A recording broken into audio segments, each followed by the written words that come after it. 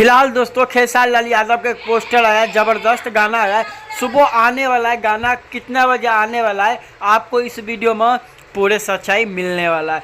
तो आप लोग जो चैनल को सब्सक्राइब नहीं किए हो चैनल को सब्सक्राइब कर लीजिए, क्योंकि भोजपुरी का एक एक खबर हमारा चैनल पर सबसे पहले आ जाता है। तो अपने दोस्तों में शेयर नहीं किया तो अपने दोस्तों में शेयर कर दीजिए। इस गाना का राइटर है विकी विशाल और खेसारी लाल मिल का गाना गाया है, ज़बरदस्त गाना है। और बता दूं आपको एक चीज़ और, भोजपुरी के सुपर स्टार माना जाता है खेसारी लाल यादव का। जितना भी फैन हो तो कमेंट बॉक्स में नाइस जोड़ लिखिए और अपने दोस्तों में शेयर कर दीजिए।